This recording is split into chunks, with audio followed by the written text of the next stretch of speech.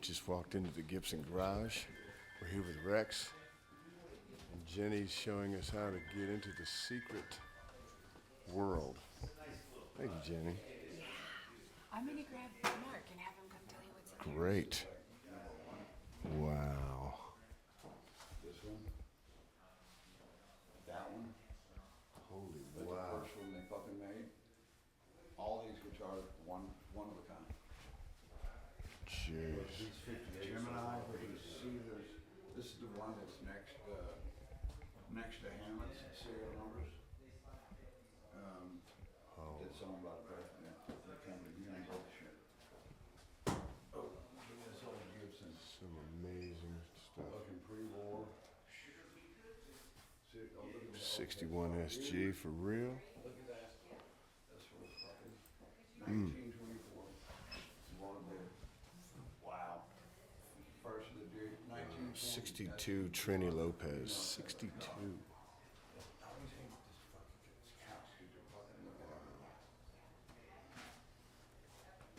59 Paul. 1490. Mark's coming right down, and he can tell you all about the things. Thank you, Jenny. Yeah, of course. Amazing. He's the one you want doing it. You don't want me. Yeah, where's Mark? He's on his way. Awesome. He's like, oh, he's here already. I'm on my way. Okay, we're gonna get somebody telling us about all these guitars, but I'm gonna walk around a little bit in the Gibson garage showroom here. It's a lot like the showroom in Austin, but much better. Wow. Some beautiful stuff going on around here. Damn. Beautiful lounge, beautiful walls. Mark's Morton is back there doing a little talking. Ruby couch here. Ruby scene. Look at this.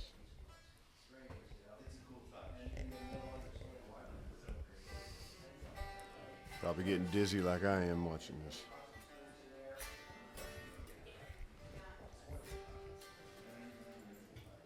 Rex on the Jimmy Page.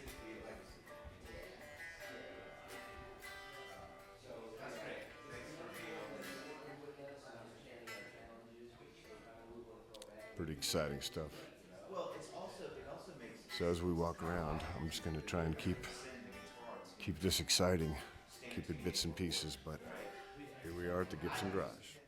Mandolin, guitar, kind of hybrid. There it is in the page 2 of the Gibson book. Jesus Christ. Page 2. But yeah, hand signed label there. O.H. Gibson, 1894. This was their book. Or this is just This is like an old out of print Gibson history no shit. book that I didn't know that existed. yeah, pretty cool stuff. Imagine setting out to build an instrument and the first fucking thing you made was that. Wow.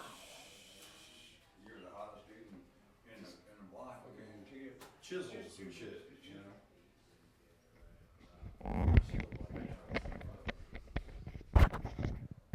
There are some computers out there that still do it. Not like this. And we'll start with that Just- one. You know, this mother of everything, that's such detail. And then you can see how you. It all later on down the carries road. on. Now this is like really historical stuff here now. To understand how important this is, we gotta go back a little before. Martin, 1833, right? They beat us by about 60 years, but they started off by making very, very small body European style guitars called Stauffer style guitars, or what we would call parlor guitars. We call them parlor guitars because this is fucking all they're good for. You sit in your living room, you play for your family and friends. Right. When Orville pops up in the late 1800s, he changes the fucking game. You can see it here. The carved top and the carved back. So that has a lot to say with what. This is where modern guitar Right. starts. So when you have that carved top, when you hit a string, that top deflects and snaps back, pushes sound down into the box. this is one piece. I know. All of this is one piece, and then the top, he carved it out instead of where we would make rims in the back and stuff. It's all carved out of one piece of wood, and then the top's attached. But this carved top more than doubled the volume of the instrument. Took guitar out of the parlor and put guitar on stage for the very first time. I mean, yeah. What year is it? This is 1898. Up until this You're point, my grandmother. you only have a piano vocal, right? Piano's the only instrument that Right. you would accompany a vocalist. Now, guitars are on stage, the guitar vocal's born, folk music, blues music, everything that family trees off of that You shit. named it up to this point. Yeah, this is That's it. kind of where the guitar starts in American That is history. the Right? signature. This is one of the later ones. This is 1902. This is called the butterfly guitar. Again, you see the carved top, but now all the Gibson DNA is starting to come out. A guitar in color, which we were, the first company to really do sunbursts and solid finishes other than just natural wood. Individual pieces of ebony and ivory, rope binding around the entire thing. Sick. And then a winged creature, whether it's a hummingbird or a dove, or in this case a butterfly, all this shit that we do goes all the way back to the turn of the century. My God. Take this all. But I have Wi-Fi in this joint. Oh, dude, thanks, Mark. Fucking So, insane, dude. This is where it starts. This is the shit, and this is all the rage until you get to the early 1920s. And where did this come from? This one we had as well. We had a lot of this historical stuff. What we didn't have was the golden era stuff. That's what Cesar and I have focused on, like buying. Now this guitar right here is all the rage until you get to the early 1920s. Dude, that's priceless.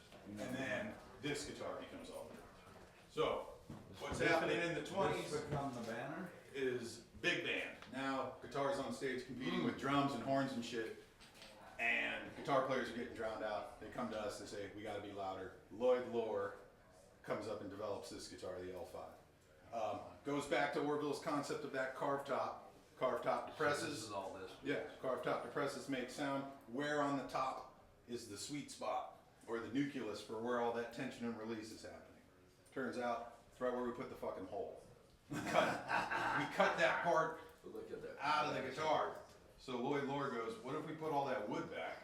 We borrow these F-holes from Stradivarius's violin design, make it more like an orchestral instrument and see what happens. Sure enough, guitar got twice as Is loud. that a bone nut or what is it? Yeah. So me and Ooch and Chris looking around this beautiful Gibson vault room. I'm pretty stoked to be here. It's pretty amazing walking around these walls. Not sure if this is going to show up in reverse. I'm going backwards, but it's pretty amazing. Okay, here we are at the Gibson garage. Never seen this place yet. Oh my God. Here I am. What a crazy scene this is. I'm just gonna walk around.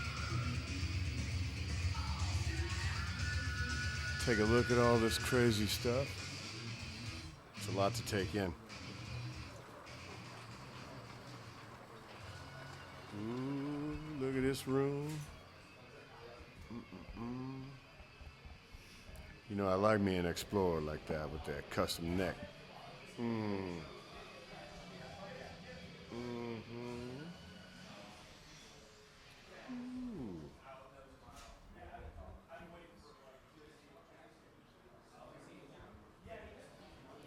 Murphy Lab with the aging guitars, make them look old.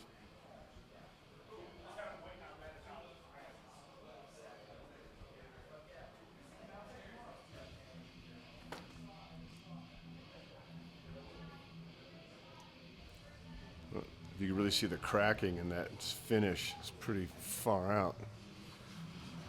Man. And the conveyor belt above my head. What the hell's going on?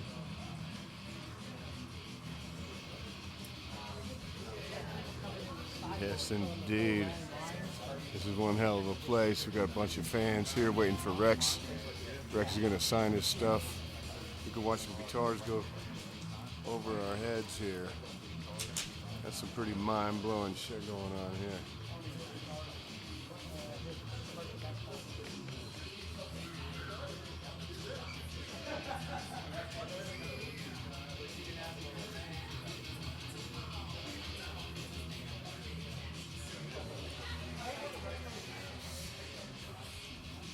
Bunch of fans here waiting for Rex.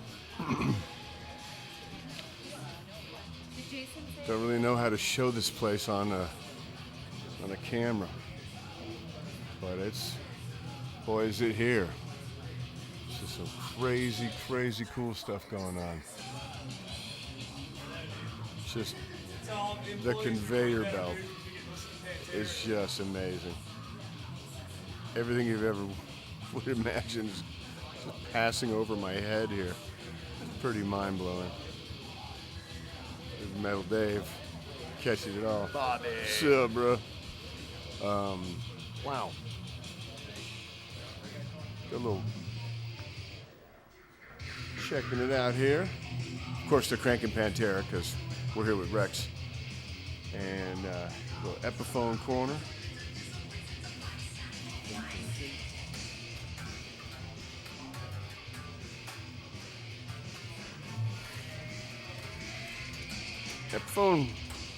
Epiphone's got game, man. Epiphone's got really good game. All the basses I play at home, most of them are Epiphones.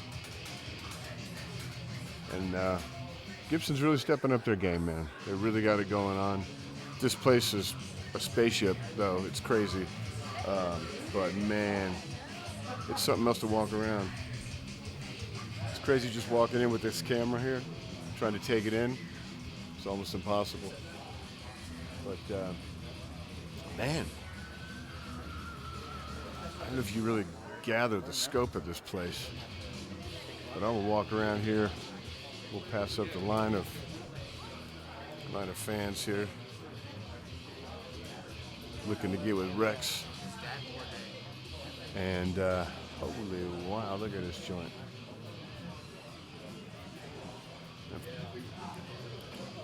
Little Mesa Boogie room. Gibson is a Mesa Boogie dealer. Ooh, look at it, pretty girls.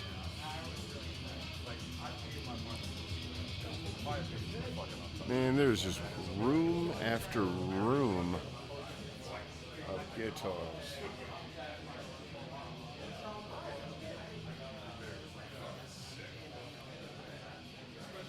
Endless. Really mind-blowing. I think I'm just gonna have to quit videoing and just take a look around this joint to really see what the hell's going on.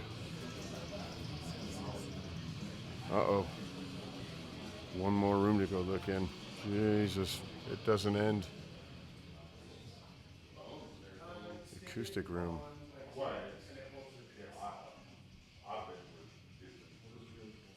Just everything acoustic. So beautiful. Makes you want a Guitar Center out and just start playing. But not today. All right. Man, I'm gonna have to start over or not.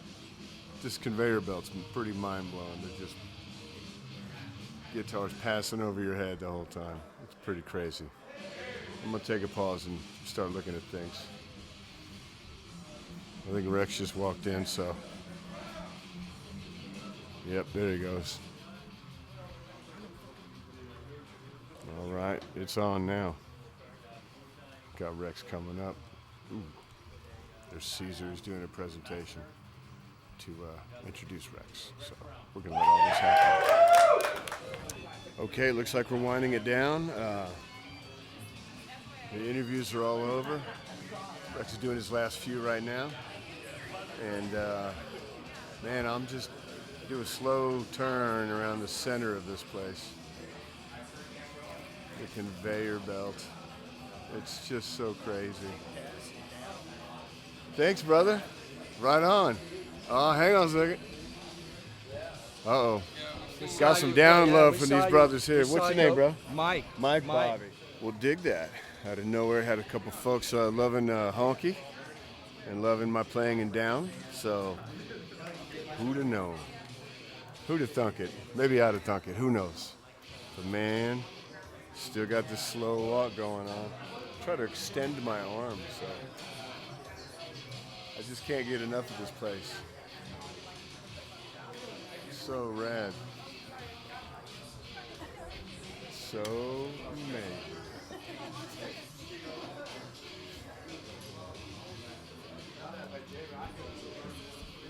All right.